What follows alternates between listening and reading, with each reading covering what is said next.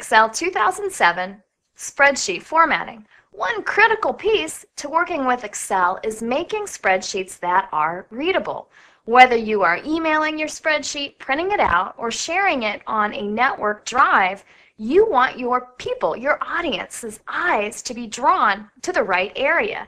So we are going to talk all about formatting here. First, we'll cover the traditional tools. If you're new to Excel, this will be new to you. If you've been using Excel forever, well, at least now you'll be able to find that tool you're used to using on a daily basis. Then we'll talk about styles. It's a quick, simple, easy way that you can add visual appeal to your tables without really having to do anything at all. Then we'll talk about themes. Themes are new to Office 2007, and the idea is you can have one theme, one certain type of font and color palette really that is tied to all of your Office documents to really make a corporate looking theme that carries across every single one of your Office products. Well, let's go ahead and jump into Excel. I have an expense report created here already. If you glance over this, you can tell it is not ready to be printed, emailed, or stored up there on a server somewhere for other people to access. You simply can't see all the text, and it really doesn't look very visually appealing. So the first thing we'll do is start with the title up here, Expense Report. Now, this expense report, it should stand out a little bit. So we can select this, and we can choose the drop-down menu and select the font that goes with it. Notice, as I roll over the various fonts, you can see how this updates. You know what? I want my spreadsheet to be fluid, so I'm going to select this entire range and start with the same base font for everything. Now here in 2007, this is new, that you can see all this font change all at once, but there are some new fonts that have been added in here. Notice how many new fonts there are. I haven't even scrolled all the way through this font, and we've seen a lot of new and probably a lot of old standbys. I don't think Jokerman would really be a good font to use for our expense spreadsheet. Perhaps maybe something a little bit better like, I just am going to have to commit to something and make up my mind. Ravy maybe? No, I don't think that one either. So I'll just go ahead and find Verdana. I think that's a fine one. I'll select that. Here we go.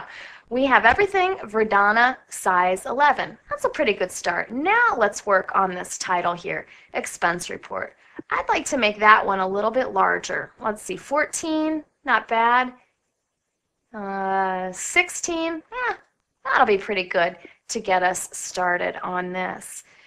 I would like to have my labels be bold, so I'm going to select these items here so they'll stand out a little bit. I would also like these items to be bold. I'm going to press Control on my keyboard because that allows me to select some of the other labels here. Notice how I have a number of different items selected and they're not all connected. This gives me a little bit of leeway here. I can choose bold or Control B on my keyboard, and now it saved me just a little bit of time. I think it'd be nice maybe to select these items and indent them a little bit. I don't want to put them way over in another cell. I don't want to resize cell C so it's some extra space. Instead, what I'll do is I'll increase the indent. So within that cell, it's like pressing tab on your keyboard if you're ever in Word. It gives a little bit of extra space between one cell and the next cell. Well, notice my dates now have pound signs. That indicates that this column is too small to really display that date. I could double click here, but when I do that, it auto sizes this cell to accommodate all the text in there. I don't need to do that, so I can just kind of click and drag and resize that column to about, let's see, about there. That looks pretty good. The reason why I don't want to make column A that large is because, as far as I'm concerned, I don't care if employee name moves on into cell B because I don't have anything typed in cell B3 or cell B4 or cell B5. Now, if I wanted to be real bold, I could select these two cells. I could merge them together. That makes this whole cell A3. When I do this, it merges and centers my text. I could always send it back to being left aligned. If I wanted to do that, I could continue on with that idea. And you know what would have been even better? I'm going to click the undo button and show you. Once I had this looking nice, I could have used the Format Painter. The Format Painter has been around for years and years, but a lot of people don't use it. It simply copies one format, the entire format of one cell, to another cell. How do you use it? Well, you select the cell whose format you want to copy. It does not copy data. A single click will allow you to copy it once. A double click means you can click and click and click until you are able to put all those fonts together. I don't really want to do that. I was just showing you.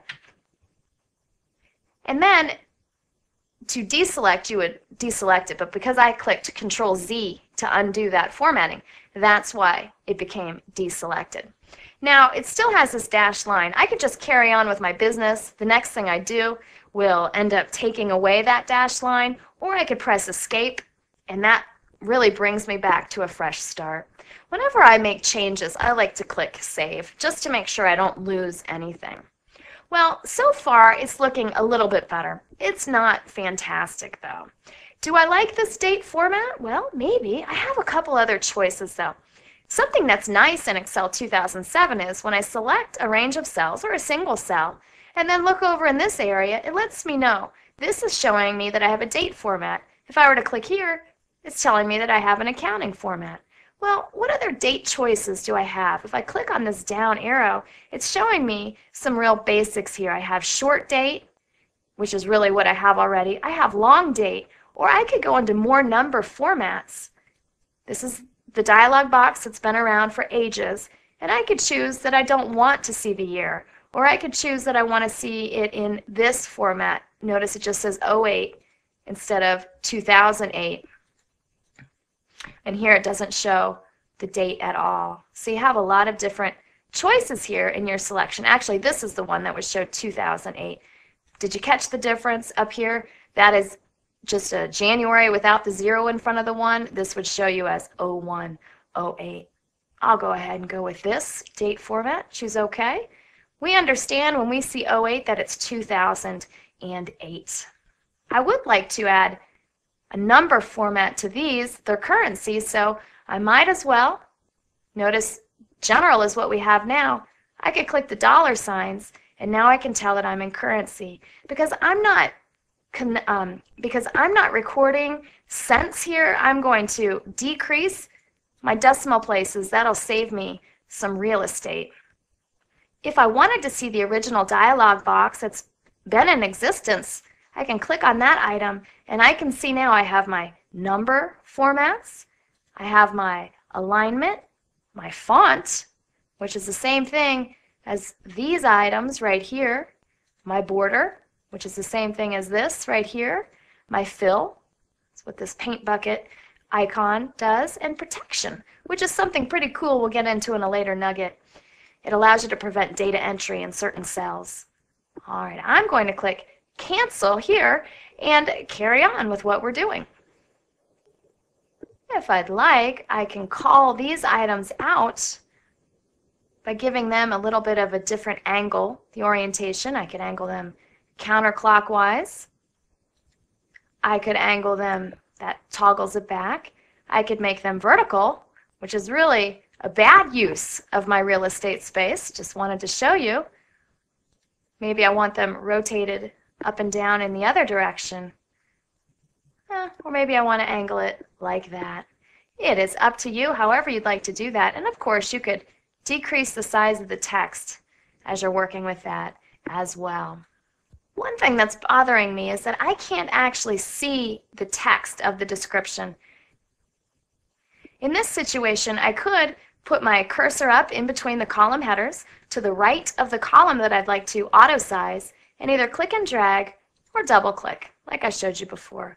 When I double click, it makes this column the right size to display the text. It would also make a column skinnier than it was originally to accommodate the text. See how I don't need that much space when I double click? It'll shrink it. It's always going to make it the right size for that text. Well, I still don't want to use up this much space, so I'm going to wrap my text. This little icon up here allows me to wrap my text. You don't see it change, but now I can resize this column, and then I can double click here to resize. Actually, if I do this and double click, it will auto size the height of the various rows. So I'm still conserving my real estate left to right a little bit. I can tell here that if I were to print this, I would cut off that size of the page, that side of the page. We'll get back to that in a little bit. Oh, whoops. I shouldn't have capitalized that. I double clicked to get into edit mode. I'll press delete on my keyboard and I'll type a lowercase t and hit enter. All right, so I have now changed my description. I can't see everything at once, so I can change the zoom. By doing that, I'm not affecting what it would look like to print out. I'm just allowing to have more data visible inside my window. Let's go ahead and work a little bit with color now. I would like to have this row stand out from the next row. So I'll press Control on my keyboard, which allows me to select non-contiguous cells like we talked about earlier, and now I can change the background color. Maybe I want this to be gray. If I have a black and white printer, it doesn't make sense to have the background colors be blue because they'll just print out in shades of gray, but I think that I'll have this be online generally. So by doing this, now I have some nice visual appeal. I could also select this range of cells. I clicked and dragged to select a range of cells, and I can have borders around this. Now this information is standing out a little bit. If I changed my mind on that, I could just choose undo, but if I'd already